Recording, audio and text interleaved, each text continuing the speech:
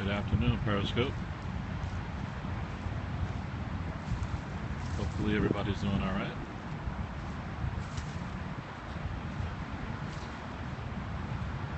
I take a walk as often as I can, whether it's springing and stuff at the post office or just to walk around and clear my mind or get fresh air. So today, globally, today I'm at Flushing Meadow Park, just walking around, chilling my brain out. Just had lunch sitting on a bench. Hello, hello. And I realized that I think a lot. And I think it's a good trait to have. Hello, Porter. Good to do that from time to time. Hello, TBZ. Good afternoon, everybody. Yeah, I do it for various reasons, but recently I'm doing it to try to lose weight, which has its own benefit as well. I'm walking among some cherry blossoms right now. I don't know if you all can see that clearly. Yo, everybody. You cannot understand? Is my voice coming through?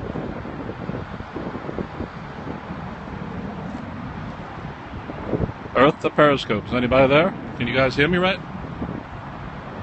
You know, when I'm by a highway and there's a stream of, it's almost like flying in an airplane. Okay, you hear me. All right. No, I do lots of walking, and I was just thinking that I do a lot of thinking. So I figure, why not scope about thinking about thinking? It serves a lot of purposes. I think it does, at least.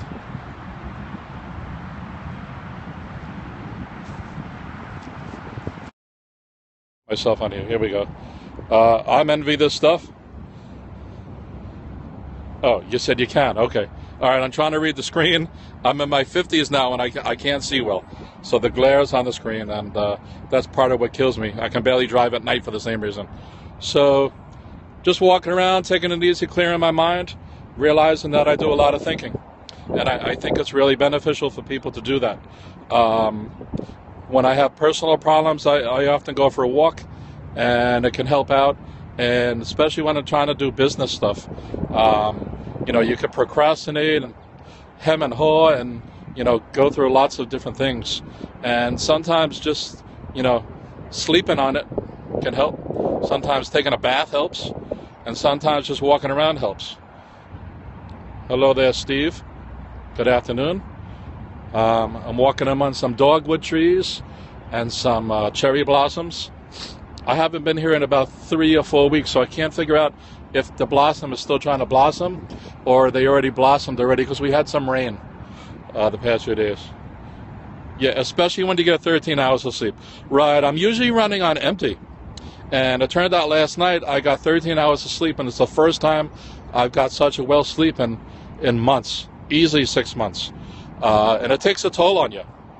So I figured today, even though I have a bunch of stuff to do, let me come here and just try to get some mental clarity. It's amazing how therapeutic it is. And I kind of go through my head whether just it's a personal thing I'm trying to debate it through. And, you know, you could take an hour and a half walk or something. At the end of it, you know, things can be pretty clear to you. So, yeah, it's worth sometimes. I found out that over the decades that, you know, working yourself ragged, that has its place and its point. But sometimes actually reducing your workload can make you more productive. And walking around, I feel, helps me with that. I've walked in this park hundreds of times. This is Flushing Meadow Park in Corona, Queens, Flushing, Queens. It's near the U.S. Open Tennis Center. The World's Fair was here in something like 1949. I came here as a boy. It's near the Queens Museum. I don't know if people know what that is. The New York Hall of Science is in Queens, so it's right across the highway on the other side. And Shea Stadium is like 2 blocks from here, what's it called now? Citi Field, where the Mets play. So, in fact, I have a good scene right here. Does anybody know what that is? Does anybody have any idea what this is? Y'all have seen it. 20 tons? Are you kidding me? Wow. Who has any idea what this is? What on earth is this thing?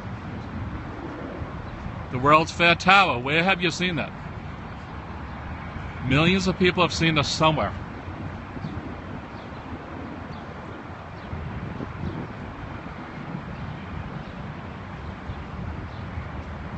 On a postcard. Come on, bro. Have you really seen it on a postcard?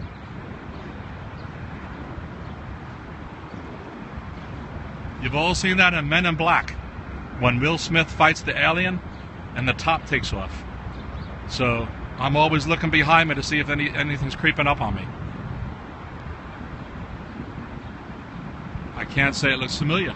That's what it is. And you used to be able to go up there and do a little watch out, because this is a residential area. Well, you can't really see from there, but so you could pretty much do things like you see Manhattan and stuff from here. I never went up. When I was a boy, the World's Fair was here. I'm going to say like let's see, I must have been about 8. So it'd be 1965 or 7 or something. Okay. And it was a wonderful thing. I remember the thing vividly, actually.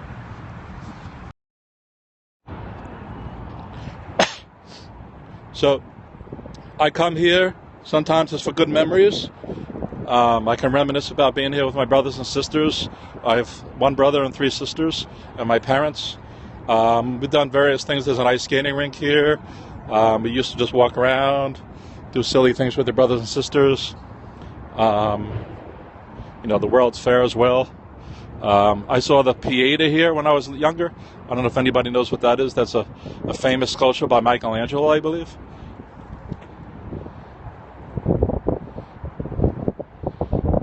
What kind of truck is that? A tractor trailer, or? I'm curious how much 20 tons takes up. So this is just like parked outside your house? Don't tell me that.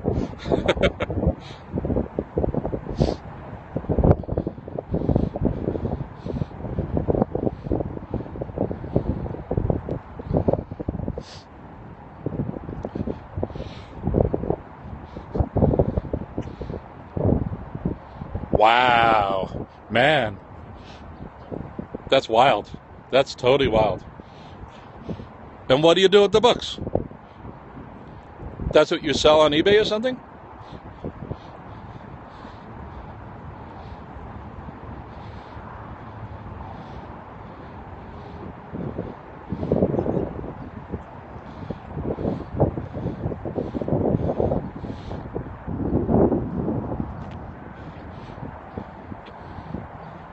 Oh, okay. Anybody want to take a snapshot of me with the towers behind me? I'm sure you'll love that for your scrapbooks.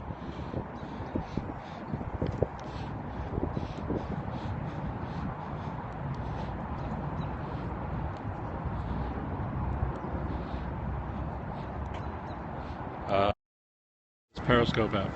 That's the tennis center.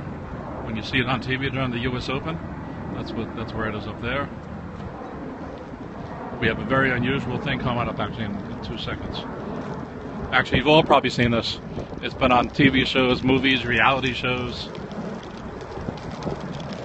I'm certain you guys have seen this giant earth grill up here.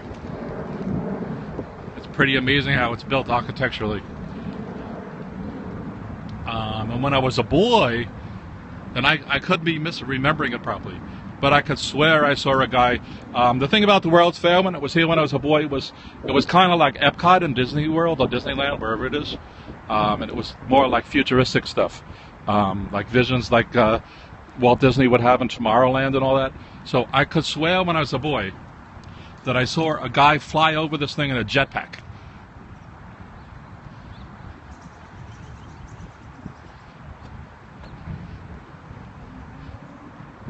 Now, when you're kids, you kind of remember things that didn't really happen, and even dreams become real. But I swear I saw a guy fly over this in a jetpack. And you can see how big it is when we get into it. It's only about a block away now. But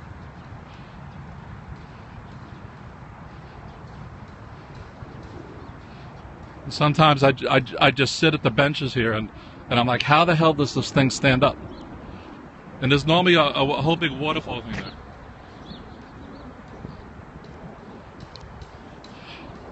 Yeah, well, what I remember too was weird was they didn't make the people stand back and so on. And he just like did it in 2 seconds.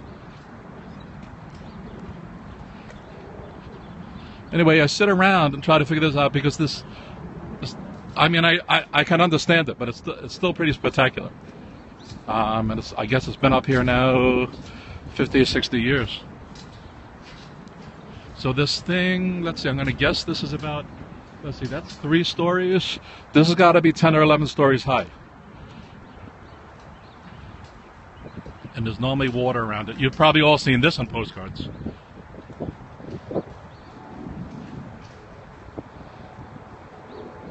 And lots of people take photos here. A lot of people come here to get married. And they want this in the background and so on. I didn't see the last comment, but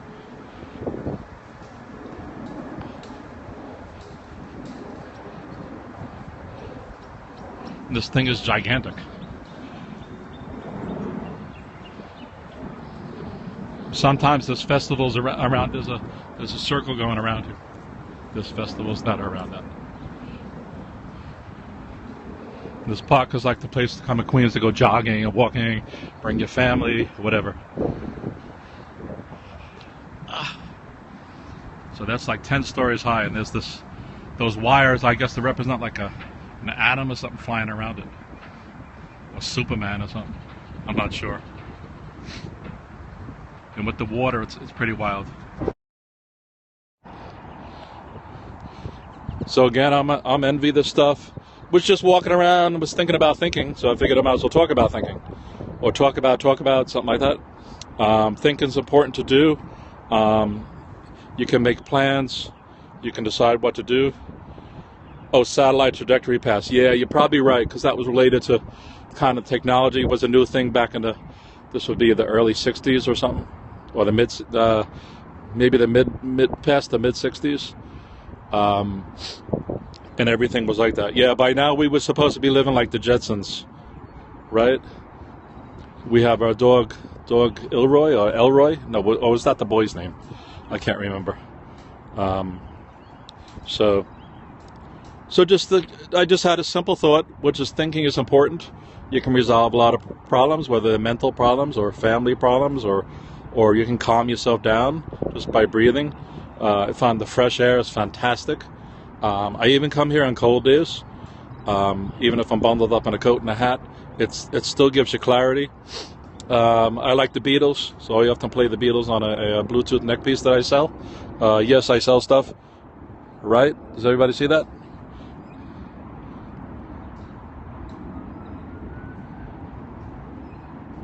Oh, is that right? I guess I didn't realize that, having lived in New York.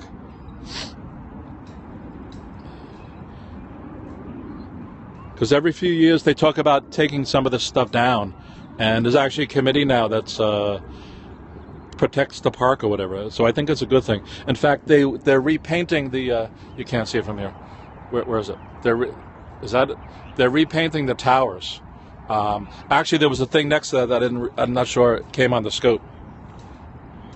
Yeah, there's a thing next to that called the New York State Pavilion, and on the ground used to be a giant map of New York State. I think it was run by, I think Texaco sponsored it. Not sure they still exist. I think Sunoco or somebody bought them out, but Texaco used to be a gas company. They might still be, I'm not sure. So they just allocated funds, something like $300 million to repaint that. And that's only the beginning. So it's very expensive to maintain all this stuff. I think they were able to get completely private funds for it too. So it's pretty cool. And the park is pretty well maintained. There could be a lot of people here on the weekends, especially when it's nice. And if I come walking here on a Monday morning, it's actually completely clean. There's not a piece of garbage. And some people, as you know, just throw stuff all over the place. Hello, F6. That's a good name.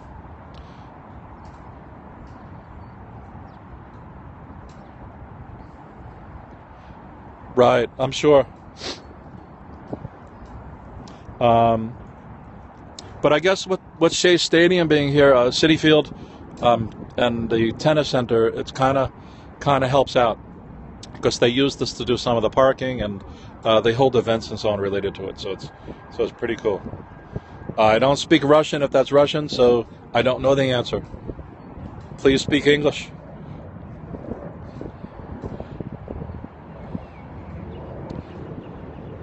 So anyway, this is a very quiet place for me. Even though there's people and I'm right by a highway and you can hear a plane going over now, that I still find that tranquil and lets me open my mind up and just chill out. And I can actually go back now and probably get twice as much work done than as if I just stayed home and continued to do what I need to do. In fact, I didn't even plan on coming here. I only do English, bro. I know some French. That's about it. Yeah, and there's lots of those dogwood trees and the cherry blossoms all over here. And there's different parts to it. There's another whole part with a lake and so on. I stopped walking there because it gets very muddy and my shoes would get screwed up. So I found I can walk here. There's different ways to do it. One part is around the whole thing is like a giant circle, and that takes about an hour or so. So that's a good walk. It's like a 3.5 mile thing. The other thing is underneath trees because actually I hate the sun. I like looking at sunny things, but I hate being underneath the sun. My skin gets messed up, etc., etc. So I normally go walking in an area behind me over here. I don't know if you can really see it, under trees. And there's paths that lead off, and I just keep walking back across each of them. And it turns out to be the same walk. So it's like 3 miles of kind of a loosely wooded area. And it turns out other people do the same thing, I guess, so they don't get sunburnt and so on. Because there was a point just before the winter I was doing it every day. Yeah, like I love the beach and so on, but I'm not somebody who's going to go on the beach during the day. I'd rather go just as the sun's setting. And not just for the sunset, just to experience it. It's cooler. I actually hate heat, which makes doing flea markets horrible. And stuff like that. So, hello, Senator. Anybody have any good experiences about thinking to offer? Because thinking's really important. By what's up? Hey. Dusk and dawn, yes. In fact, I used to go fishing a lot with my brother, and we used to fish for striped bass, and we would go in the nighttime because that was actually one of the better times to go, and it was really enjoyable because there was a nice breeze and it was not super hot and so on, unless we were in a New York City heat wave and so on. So, hey, yo, hey, hey, hey, hey. So sometimes I just come here for half an hour, sometimes I come for 2 hours. Depends what I'm doing, depends how I'm feeling.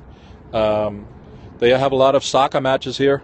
I'm actually not a sports guy, but I'll just sit and chill sometimes and watch it and start daydreaming. Daydreaming is important, especially if you do business stuff. And you can work out a lot of stuff. You can not only solve problems that are immediately in hand, but you can start thinking like, what do I want to do in the future? What do I want to do next month? Etc., etc., etc. If anybody saw my scope this morning, I kind of like to use Mondays to kind of reset myself. And just to keep myself on sync and on path. Yes, right, music helps too. Music really touches the human spirit, I think, often. And it's an important thing for humans to have music. I don't have pets either, but apparently even for your pets and so on. I don't buy music and so on, but as I said earlier, I listen to Beatles music. Actually, I play Beatles-orama. Sometimes I kind of like jazz for that reason, because there's jazz with singing, but the ad hoc, especially older stuff. I don't ask me who. I just listen to it, and it's got a nice beat, and it actually calms me down sometimes, which is good and bad. You don't want to be too calm. And one thing about thinking too is you don't want to overthink things either. So underthinking things is a problem, but overthinking things can sometimes be too detrimental. I used to be somebody who planned everything, did a lot of planning, and that was very, very helpful. Don't get me wrong, but often things would not go the way I expected them, and I was not prepared for it. And then I started getting into, not only thinking out the thing I was thinking of, but then trying to think out a plan B and a plan C and a plan D and a plan E and a plan F. And there's just the line in the sand where you're being silly and your brain's tricking you. Yes, perfect is the enemy of good enough. And in fact, I used to be kind of a perfectionist, and I'm not so much anymore. I mean, I have high standards for myself and even for other people, but I'm also a true believer that you can only do what you can do. And that's cliche sounding, but it's also true. And, even with my kids, I think it's important to have goals and so on, but, I have a classic example I keep giving my children, which is that, I may want to be a gold Olympian ice skating medalist, but, I'm 56, my body's shot, I'm fat, I would never get in shape. So having that as a dream is just stupid. It would be stupid for me to think that. But it doesn't mean I can't get into ice skating or get involved with Olympic stuff or whatever. Just like an athlete who so-called retires and has to reinvent himself, which is why it's important to keep yourself abreast of what's going on. A lot of people insist you have to go to college and so on. I went to college, but I'm actually not a person who believes that you must go to college. Often time and money is spent wiser than that. And in many ways, I think it was Mark Twain who said something like, yeah, right. Now that I'm divorced, that's a choice. Right. So it'll be envy this stuff with this hot Olympic ice skater, right? And everybody's gonna like, why is she with him? Right? Right. So I make sure my kids have goals to shoot for. And as I said in some other scopes, make your goals super high, realizing that you may not meet them. Because if you don't make them that high, you're going to meet some substandard level. And having said that, there is stuff I've done in my life that everybody told me, you can't do it. It's not possible. That's not possible. You can't do that. Come on, silly. How long is that going to take you? A year? Are you really going to spend a year doing something that at the end you're not going to be able to do? And the funny thing is, I did it. I did it so many times. And I'm proud of it. And you pat yourself on your back twice. Because not only did you do it, but you surpassed the naysayers. And sometimes even the naysayers give you that inspiration, like screw you, I'm going to do this because you said that. That's not really a good reason to do stuff.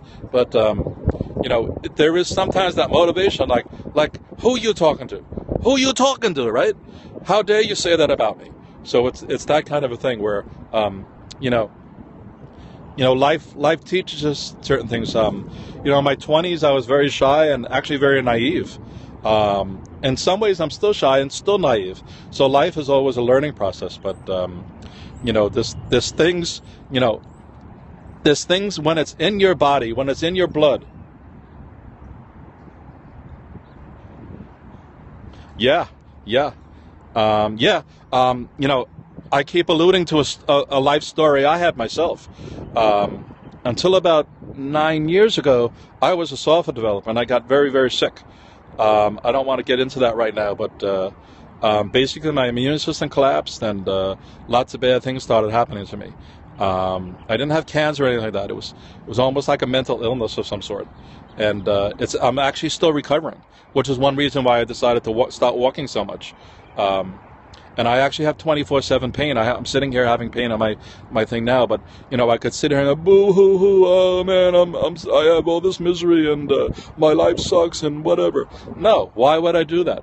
I love life. I'm going to enjoy it. And even when I do stuff and I fail, it's my failure, and I'm actually proud of some of my failures. So, and by the way, a lot of it tying back to the title gets back to thinking. Think about stuff. Try to figure it out. Look at, observe other things, other people. It doesn't mean you're copying them. I realize I'm squinting. And by the way, most of my scopes have this eye closed. So there's nothing wrong with me. It's just, I have very sensitive to light, even from a boy. So if I look like I'm asleep talking here, I'm not. I'm actually seeing what's going on here. I actually can't read the screen at this point too well. But so there's all these different things you have to do and figure out and plan. And this every few months I sit down and think like, what have I got accomplished and what did I not get accomplished? There's weeks where on Friday I'm like, oh man, I didn't get too much done. Well, actually I haven't overcome it, but it related to things that were going on in my life, and it turned into a physical problem from the stress. My body just gave up. And it had to do with taking care of somebody else and other things like that. And, sometimes life sucks. But I think life is too wonderful. I'm sitting here among these beautiful dogwood trees using this amazing application. As bad as Periscope might be, I can't believe this technology even exists. So there's just wonderful things like that. Or this sphere. I get the content of the sphere every so often. It's like a technical wonder. So there's things like that. In fact, that's one reason. It's one reason why I like living in New York City. It is fast-paced, and there's lots of stress and lots of arrogance. But really, I would have it no other way. And it gets my adrenaline pumping. I like things. I'm a risk taker. I'm afraid of a lot of things. Like I'm afraid of heights and fast things. Yeah. Isn't that amazing? Isn't that amazing that this app could be so inferior in so many ways, and yet I think it attaches back to what I mentioned earlier. It's capturing the human spirit. We have this need to be social, and we have this need to communicate and to be heard. And even if it can almost be therapeutic sometimes, which might even be why subliminally why I did the scope. I started out thinking about thinking, and what drove me to actually do the scope? I really can't say. It just seemed like a good thing at that second, and I did it. And by the way, that goes to the counter of thinking. Sometimes many other things are involved in stuff. Hello, Tom. We're talking about thinking and other things. Want to see something cool? You've probably seen this, but all right, you'll see something cool later. Or maybe I can do this. There we go. Take another screenshot of me. Yeah. But many things add up, and they don't add up arithmetically. For instance, to get something done, you need 90% sweat. To get something done, you need 90%. Say in the case of all of us guys selling things, we need merchandise, right? We need a support team. We need business savvy. 50% business savvy. We need to think things out. 90% of it's thinking things out. We need some reasonable personality. We can't be an a-hole or whatever. And these are all 90% each. So we're talking about 100%. I just gave you like 600% worth of stuff, and they really all matter. So there's this synergistic thing with a combination of stuff. Is that why you're on a ladder the other day? Right. And by the way, I think it's a good thing for a lot of us to put our eggs in multiple baskets. For instance, I do the flea market stuff. I want to get, now that I feel healthy, I'm probably going to get back into software stuff. I do the eBay stuff. I also tutor kids after they get home from school in math and English, elementary school children. And I think that's good to be multifaceted in different areas. And what I find too was I heard a keynote speech, or what's the word for it? A graduation speech that was given by Steve Jobs years ago. So whatever you feel about Steve Jobs or not, it's neither here nor there. And he talked about how the dots in your life connect, how seemingly random things somehow they connect up to each other.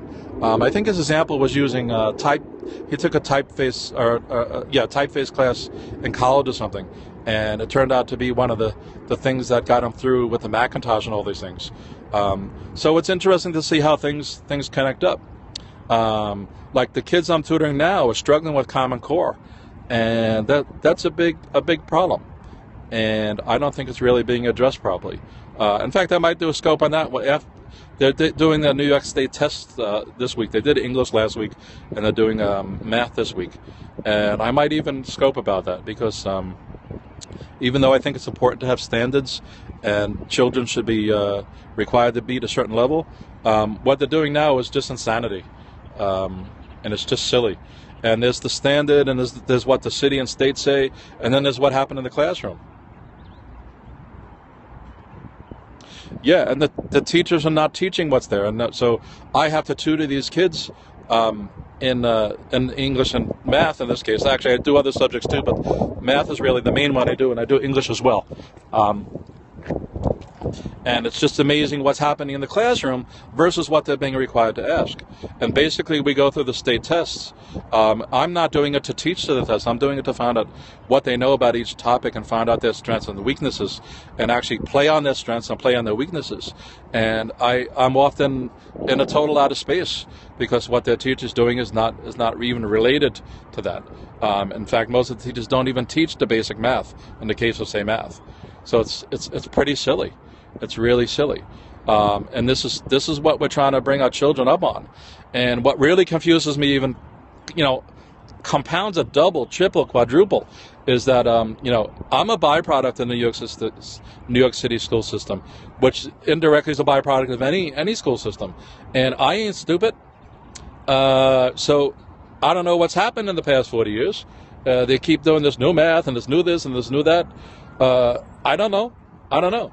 And my own children, even between my children, my older daughter's 20 and my youngest 15. Just that 5-year gap was night and day. It was bad enough for my older daughter going through the stuff, but my younger daughter, they even compounded. They just keep adding subjects and topics, and it's pretty wild. Yeah, and the funny thing is, not only is it dumbing down, but they're claiming it's not dumbing down, and it's just whatever. And I have to walk a fine line when I'm tutoring the kids, because sometimes I'll just have to say, Mom and Dad, come into the room. I'm about to tell you something, and I want to make sure you hear when I tell your child this. But your teacher's ridiculous, because I don't want the kid going into school and getting in trouble and saying the teacher's ridiculous. And I feel it's important that the child's there when I say that, though, because I really don't keep secrets. Anything I'm telling the child, I want the parents to hear, and vice versa. And that's just a super adult thing. But I think it's really important that the children get to hear what I think and say too, because it's their life. It's not their parents' life. In fact, often the parents are so misled and so confused about school that it's ridiculous. Nobody can say what Common Core means. I've yet to meet a parent who knows what it means, both with my own children, and they all come to me. Like, what does this mean? Why are they telling us that? Blah, blah, blah. And it's just wild. It's just wild. Right, critical thinking. And that ties back to when I was a boy, we were taught less subjects, but we were taught to critically think. And to me, as somebody who lived in New York City and the United States, one of the things the United States is really did well through history is creative thinking, critical thinking, and inventions. And now that we have, they're claiming at least we're dropping in math, we're dropping in science, all these things. It's just wild. NASA's being cut funded, and this was part of our growth. We can't just depend on Apple for these things. And by the way, getting back to thinking, again, whatever you may think about Apple, they had their fabulous Think Different. Think different. If you want to be a sheep and move along with the rest of the group, then be a sheep. I don't want to be a sheep. Yep. Yeah, and they do it blindly too. Whatever the assignments they give them, they don't really explain why they're giving it to them, what the rationale is. And the other side of the coin is sometimes they actually do it, and they go in so deep, so fast that it blows the kids' minds. I have kids I tutor who are crying to me. And half my job is actually not even tutoring those subjects.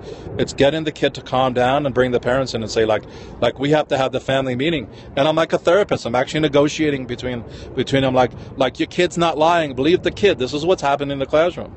And they're like, huh? Because I don't know if I mentioned it either. I was a PTA president of 2 schools, and I was very, very involved. I actually was a teacher as well. I taught at NYU and I taught at Columbia. That was for adults, and actually some adults are the biggest kids ever. So it's pretty amazing. I used to teach programming courses, and one of the things I decided to do was that getting back to thinking was, what I would tell them is in the first class, you can all read the book. Is there anybody who can't read the book?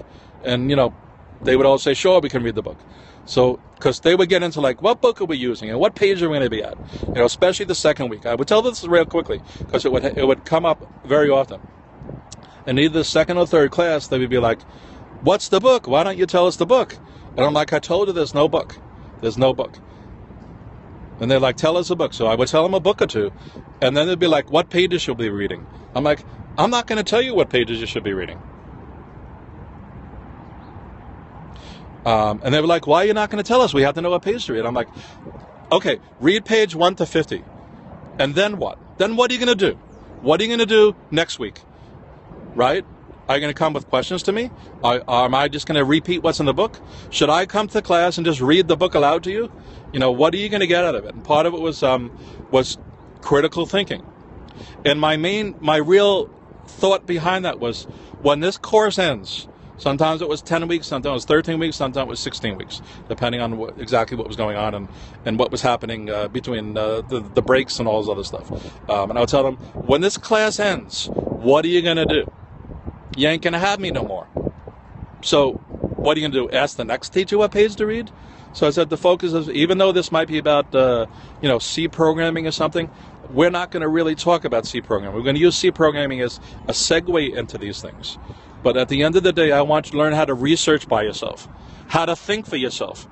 When you get into a problem, figure out how to divide and conquer it down. When something goes wrong, especially debugging programs, most people do not have a clue how to debug programs. When I teach, I often ask a question like, does everybody know what I'm talking about? Somebody may have a question, and any more questions? And I almost always, and at the end, say, does anybody not even know what I'm talking about? Are you so confused with this topic or whatever that you don't even have a clue what the hell I'm even talking about? Because if I continue, their mind's blown away at that point. Software engineering is complicated, and it's not just about if statements and while statements and assigning things to variables. Programming is a really creative process. It requires a lot of thought. You don't just sit down and pound out a keyboard. A classic example I have, which I used to do a lot of touring and do a lot of lecturing too. Classic scenario I had was there's two people in a job, and this ties back to thinking, which is why I'm bringing it up again, I guess. There's two people in a job. One guy is always working like a horse, and your boss is all. You both have a cubicle next to each other, and your boss's office is across from you. Guys, I can't read your comments, so let me see. Can I turn a certain way to get them better? Yeah, this might work. Yep, I suppose I am. Your mother is too. So let's move on. It's good I can't see these stupid comments. What was I saying? My mind's gone now. From this jerk.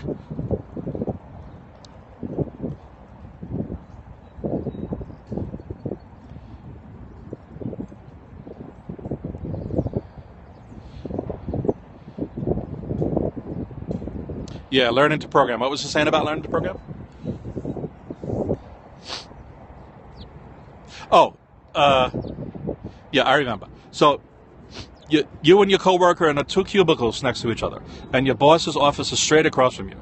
So we all like our bosses to think that we're working hard. So here's the scenario. The guy next to you, or it could be you, he's always busy. He's moving to and fro. He's coding up like a bandit. He's getting printouts. He's always doing stuff, whatever. And, well, let's not make it you. It's that guy and somebody else. The guy in the cubicle next to him, he's sitting there with his eyes closed and his feet up. Right? And he does this for hours upon hours upon hours.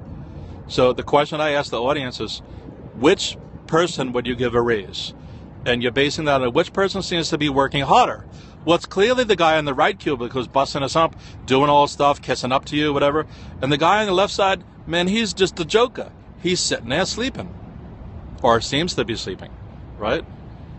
Right. So the question is, who gets the raise? Well, I would say the guy who did the most work gets the raise. And the thing with work is, it's are you spinning your wheels? Are you just standing there like a car that spins around and it don't go nowhere, right? Velocity requires a distance. I can go from here to California, then I went somewhere.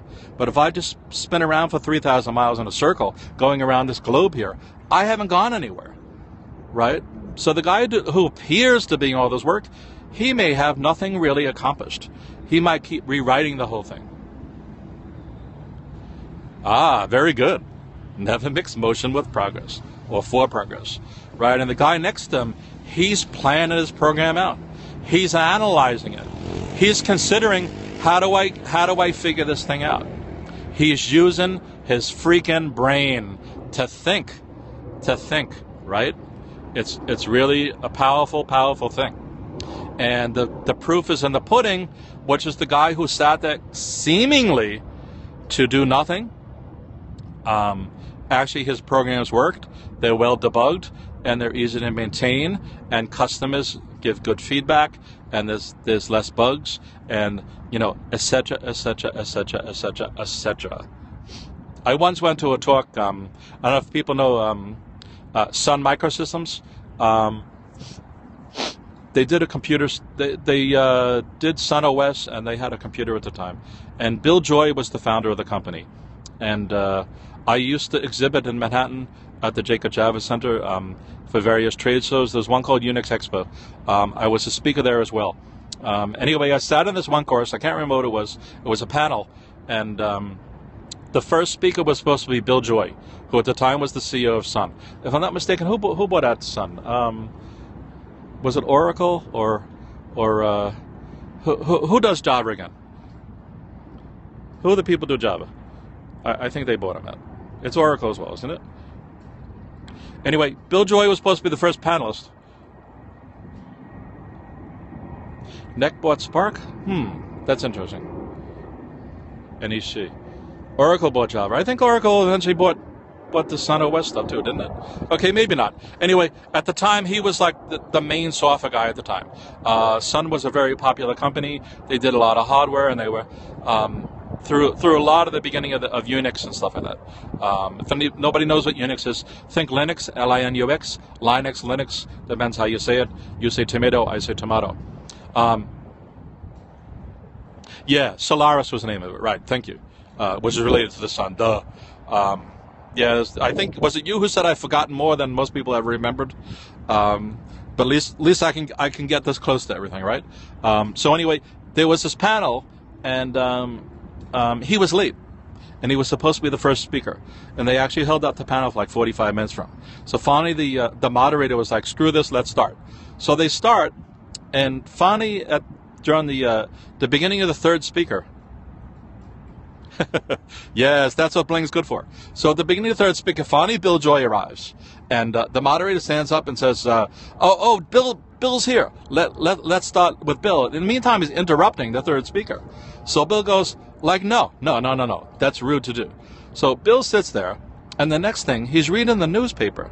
So I'm thinking, damn, I just spent 5 days trying to figure out what my talk was about. And this joker comes in late, and he's reading the newspaper, And the thing is, so it's finally his turn to get up. And he has no notes, no nothing. Just talks off the top of his head. And it's the most wonderful thing, at least this is maybe more than 20 years ago. But let's say it's 22 years ago or something. It was like the most amazing thing I ever heard in my life at that point. That somebody could just speak off the top of their head with such clarity, such beauty, such detail. But it went to show that he didn't necessarily need to do that work because he did it already. He had already thought everything through. And even though we could talk off the top of his head, which is a skill, I guess, and part of his DNA is something for him, it's just amazing that he could do that. I keep getting messages that my battery's dying, so I'm assuming this scope's going to cut off at some point. Just if nobody knows, I'm EnvyThisStuff. If you guys have any questions, I'm EnvyThisStuff@gmail.com. The same as the name here. I scope a lot about flea markets, but I have actually been involved in a few different things. Have you noticed we talked about software design, software engineering, about tutoring, about teaching, and there's some other stuff that I've actually done. I've done a lot of writing and things like that. So I'm a multifaceted individual. So in fact, now that I'm healthier, oh God, it had to be a long time ago. Actually, I think they continued it after they got bought out. But, There's a lot of stuff through computing history and so on too that I know. In fact, I know all about software and programming languages. I used to be on a committee, the C++ committee and the C committee, and actually it wasn't technically on the C committee, involved with ISO standards. So I was very involved in legalese wording of how things should be specified and things like that. So I have all that too as well. So anyway, if you guys want to email me about anything, as long as it's not some stupid thing like open my bobs, I'm game for it. Realize that I will not probably get back to you immediately. Yeah, I've been to many conferences. I spoke at a lot of them too. There was C conferences, Software Development Conference, Jupe. A lot of them were held in Manhattan, which was very convenient. But also a pain in the neck, because you find out that in the beginning that if you don't get the hotel room, even though you live here, you miss out on a lot of things. Which, by the way, getting back into thinking, sometimes some of the most wonderful things when you go to a conference, as good as some of the speakers might be, is actually having dinner with groups of people. It's so wonderful to hear what other people are doing, especially if you get caught up with the VIP or a luminary. And many are just so willing to offer their thoughts on things. It's really, really great. As long as you don't become a stalker. My children are involved in stuff right now where a lot of stuff happened with dehumanizing celebrities and so on. And it's really important. And that happened to me as well. I had some stalkerish behavior and other things. And one of the problems that happens is a lot of the celebrities now, like YouTube celebrities and so on, are very young, and they're immature to know how to handle it. So it's really a problem. And even on Periscope, mentioning the open bobs thing right now, it really is ridiculous. There's just a line in the sand, like it wasn't funny to begin with. Why is it funny now? It's silly. I know some scopes I listen to, they think it's young kids doing it, 13 or 14-year-old boys, but you know what? I don't think it is. So,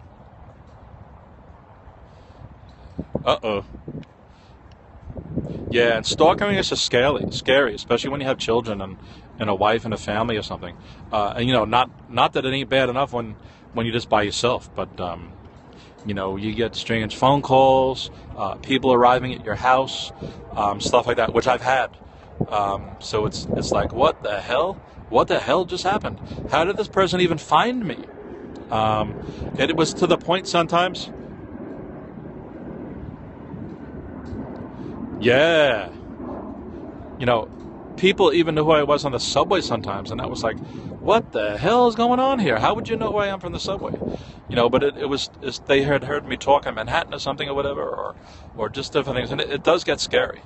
Especially, I had another company which I didn't even get into, but they would call up the secretary and stuff and just do all these conniving ways to get to reach me, like they were an old college buddy and all this other.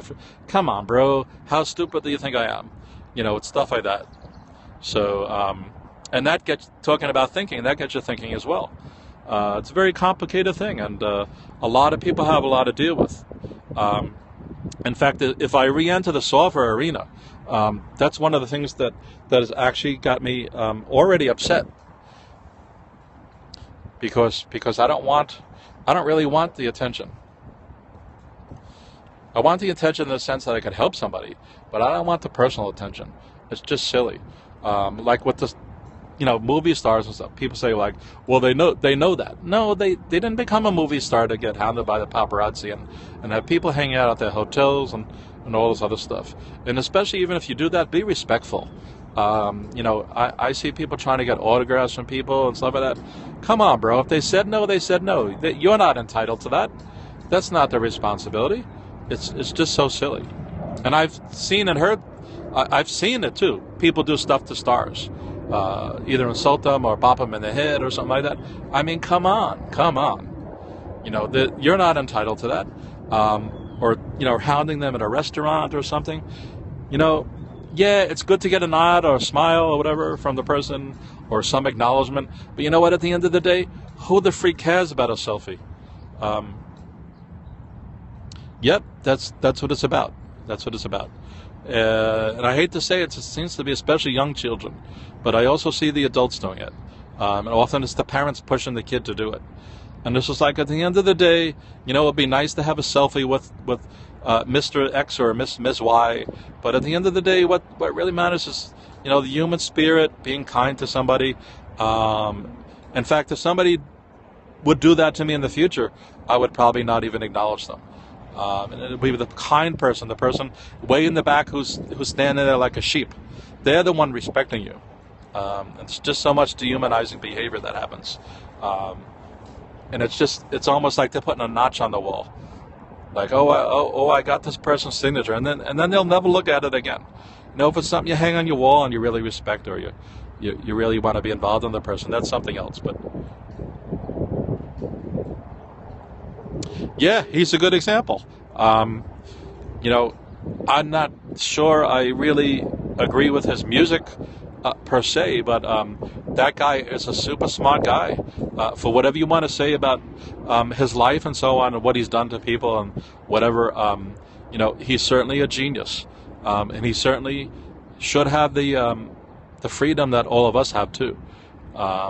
It's one of those things. What's the saying with the whites of your eye thing? I don't agree with you, but whatever the hell that old saying is. The stuff like that. Man, I think we've really covered a lot of categories here. So the key is to think about thinking. Think about things. Right? Thinking about thinking is not really the right title for the scope. It was really just thinking. But the thinking about thinking was I was thinking about thinking. But really the key to lots of things is just think. Think something through. Be rational. It doesn't even have to be an intellectual thing or something that you're trying to figure out. Just think. Be considerate. Yeah, that's it. There you go. Is that Bling again? Yeah, Bling comes through again. Right. He's the secretary of Periscope. He's Periscope's secretary. He comes up with all the stuff. Bling is the reason for all of our underlying success here. Because he helps out all these stupid scopers like me. All right, I can't believe my phone is still running, actually. It's popping up warnings like crazy. So I don't know whether to just keep talking until it dies or... Oh, good, because otherwise you would undermine me. So anyway, the underlying theme to everything we talked about here is just think. Be considerate. Think things through, be considerate. Think things through, be considerate. And also, but to think different. Right? It's good being unique. Don't be unique for unique purposes. That doesn't really get you in it because you don't want to appear arrogant and annoying and stuff like that.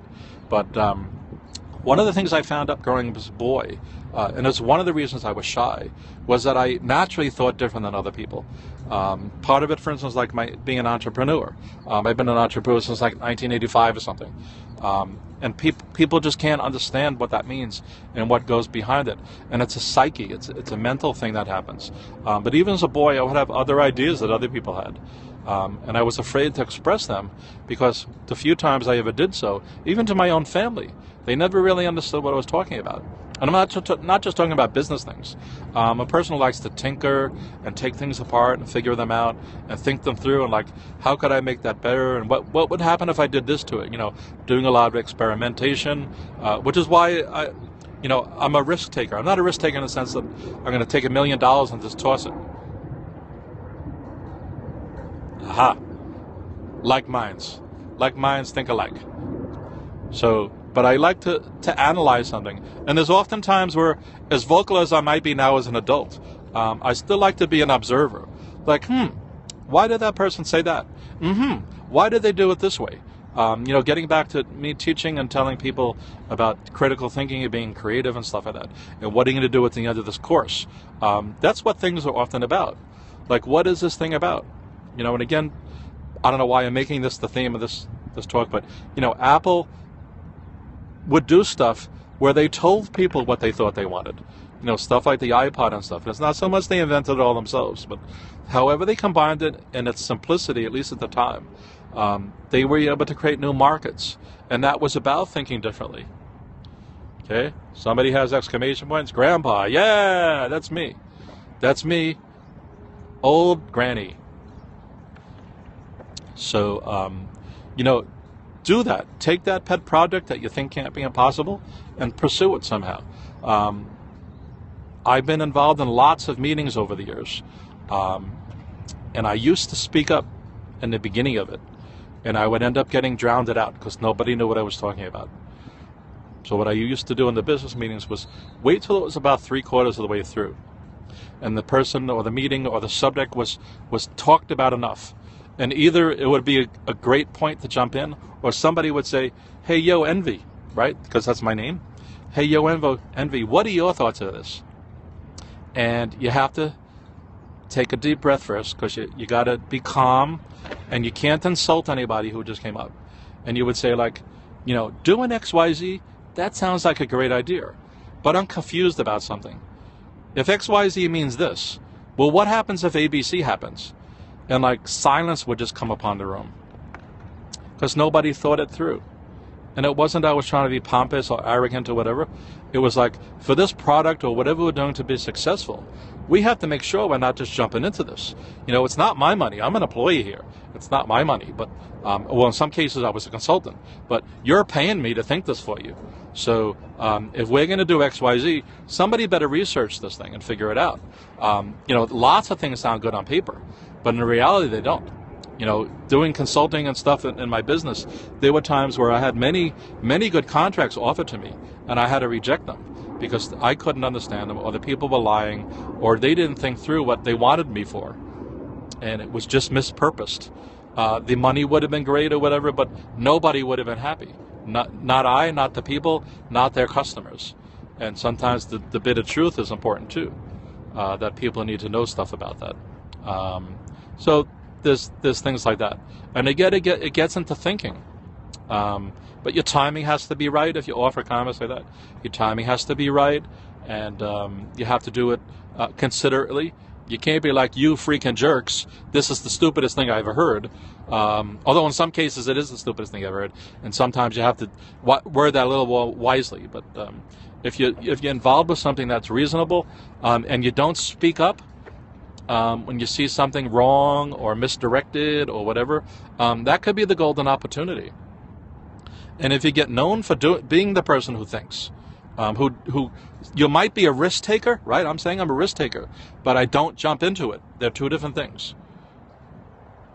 Yes, politics. Oh, don't even go there. I can't tell you how many people took credit for things that I did.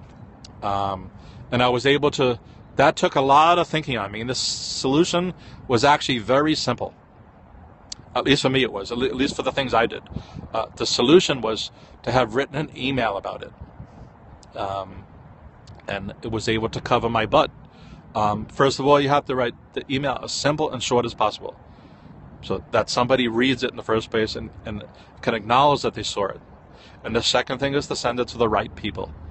And I've been able to get through lots of office politics by just doing that simple thing. It could be as simple as something as writing an email to your boss like, wow, I can't believe, wow, that's really bad. But with my case, it was just as simple as writing a letter to my boss like, man, I stayed a few hours extra overnight, and I got a real headway on doing that user interface or something. And I can't wait to tell you, because now I think I can get it done in 2 weeks or something like that. And then when the 2 weeks are up, if Joe Schmo came along and said like, oh yeah, me and Envy did this thing, or me and whoever, and the boss would say like, no, Envy emailed me about that. What did he transfer it to you?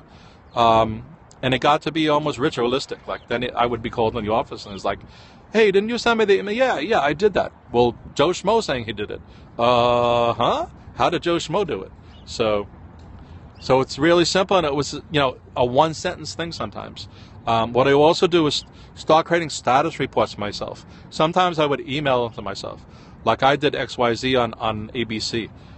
That way I could say, well, if Joe Schmo did that, and often it's not that I would confront everybody, but when it came time to get raises and stuff, if my boss was like, no, what are you talking about? Or let's say I happened to get a bad raise, I would say like, I don't accept this. I don't accept this. And I'm going to tell you why. I'm going to tell you why, because I did this, and I did this, and I did this, and you guys made this much money off of me. How is that fair? And if it ever came up to a situation like that, it would be like, yeah, I would have them printed out. I wouldn't bring them in with me unless it got controversial. Because once, once you establish yourself with a track record, you can defend yourself easy. There's been cases where the boss has sided with me without even, acknowledging that. And this happened in all walks of life. I had my director at Columbia, when I was teaching at Columbia, tell a student to get out of his office over me.